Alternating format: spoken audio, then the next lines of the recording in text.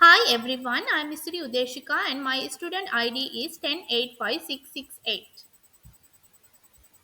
Before we start the presentation, I would like to acknowledge the Aboriginal and Torres Strait Islander traditional custodians of country and recognize their continuing connection to land, sea, culture and community. In this presentation, I will critically reflect on one historical and one contemporary approaches, two theories and two relevant frameworks. And how will these approaches, theories and frameworks assist me in understanding children in my work as an early childhood teacher? Let's start the presentation. When considering about historical approach according to Locke 1689, Locke understood the human mind is a blank slate tabula rasa at every human birth and knowledge and experiences shape the mind uniquely rather than pre-existing ideas. According to Ingrita 2025, this can put into practice by offering practical activities to promote understanding, stimulating interest through investigation. I will create environments that encourage exploration and provide choices, fostering independence and the confidence. As an example, in my classroom, I might offer some art materials like feathers, glitter, or pom pom balls that children can use in various ways, allowing them to direct their learning while I observe and guide when needed.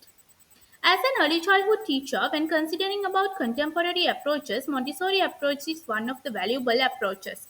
According to Montessori 1964, it gives the freedom to children to choose the Montessori tools and activities to explore and then they become confident and engaged learners. According to my practice, it creates calm, well organized learning areas where children can explore and make right choices. It is very good to see when child is independently solve a problem. According to Montessori 2023, it is good to do active supervision and guide them when they need help.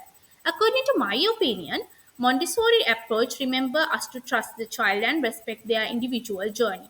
As an example, I might set up practical life activities like carrying a tray without spilling, pouring water or sorting objects, washing, scrubbing and polishing activities allowing children to develop concentration, fine motor skills and independence while learning.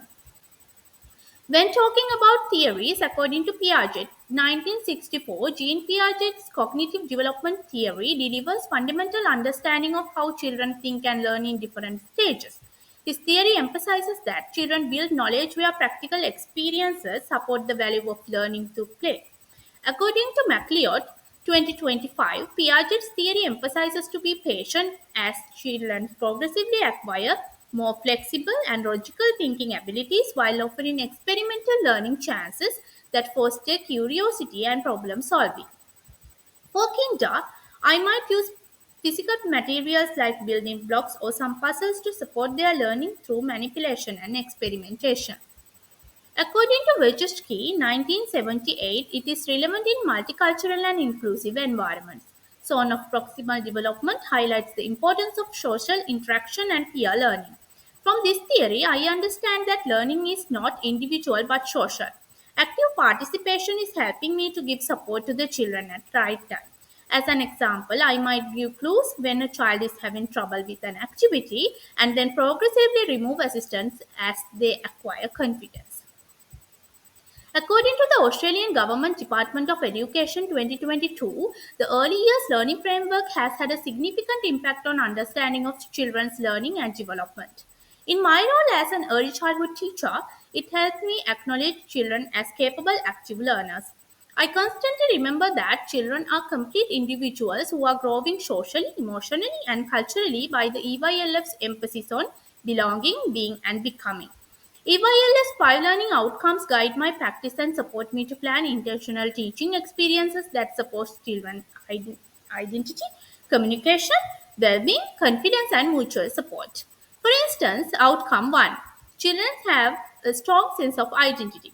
Enhances me to build respectful, trusting relationships which support emotional well-being and inclusion. It also highlights the significance of play based learning, agency, and partnerships with families. It helps me that understanding children means listening to their little voices and ideas and observing their interests. This framework encourages reflective practice and teach me continually adapt to my teaching. Sometimes it is challenging to balance the expectations from families and curriculum demands. It is good to manage continuous reflection to ensure that I am genuinely meeting the diverse needs of all children. As example, I will explain and conduct cultural stories or family traditions as learning experiences to help children see themselves reflected in the curriculum. According to Australian Children's Education and Care Quality Authority, 2018 National Quality Standards safeguard the quality of the learning environment, relationships, and safety in early childhood centers. I repeatedly reflect and advance my practice maintaining safe and secure environments and strong partnerships with families according to the NQS. It will be very helpful to maintain my professional standards and keep assessing and refining my work. I feel that these guidelines safeguard children's well-being and develop consistently among programs. My challenge is to support significant quality improvement that enhance children's learning experiences by using the NQS as a tool rather than simply using as a checklist. As an example, regularly reviewing and updating risk assessments in the learning environment to keep children safe while allowing freedom to explore. While the NQs make sure that offers a secure, encouraging, and superior learning environment, the EYLF motivates me to understand the respect each child's individuality and developmental pathway. I believe myself as a supporter for children's right to learn and grow in environments both nurturing and well managed as an early childhood teacher. These frameworks encounter me to reflect critically on the improvement of my teaching ability and ensuring for the success of every child. These historical and contemporary approaches, theories, and frameworks collectively assist me to create responsive, inclusive, and meaningful learning experiences with children as an early childhood teacher, and it supports children to become confident, creative, and lifelong learners. This is my reference list, and thank you for listening.